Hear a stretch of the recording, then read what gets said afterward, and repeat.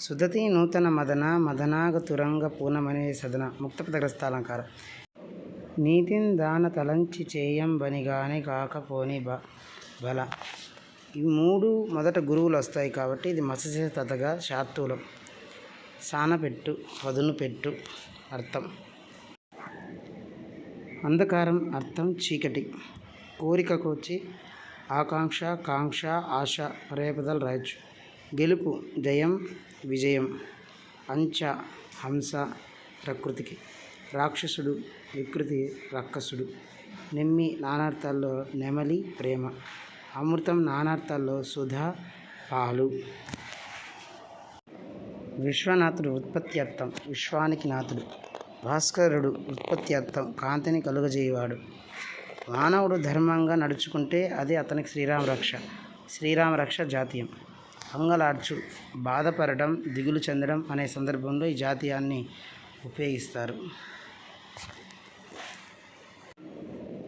అభ్యంతరం అభి ప్లస్ అంతరం యనాదేశ సంధి. సంవత్సరము ప్లస్ లు సంవత్సరాలు లులన్న సంధి. పరధనాపేక్ష పరధన ప్లస్ ఆపేక్ష సవర్ణ దీర్ఘ సంధి. నాలుగు దిక్కులు సమాసం.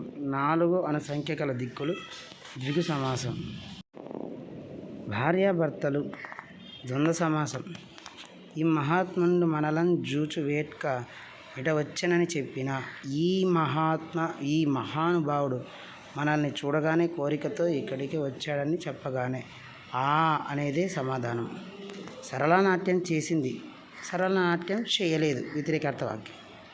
దీంట్లో 27వ దానికి సమాధానం తినక. 28వ దానికి జీవని చిత్రాలెన్నో గీసింది జీవని ప్రథమ బహుమతి పొందింది. జీవని చిత్రాలెన్నో గీచి ప్రథమ బహుమతిని పొందింది. ఇది సమాధానం. ప్రశ్న 29. వైద్యుడు వైద్యం చేశాడు. వైద్యం వైద్యుని చేత చేయబడింది. నీకు ఏ ఆట అంటే ఇష్టం? ప్రశ్నార్థక వాక్యం. మొదటి బహుమతి వస్తుందో రాదో సందేహార్థకం. సీత పాట పాడగలదు సామర్థ్యార్థక వాక్యం. ఆహా ఈ నదీ ప్రవాహం ఎంత అందంగా ఉందో ఇది ఆశ్చర్యార్థక వాక్యం. ధన్యవాదములు.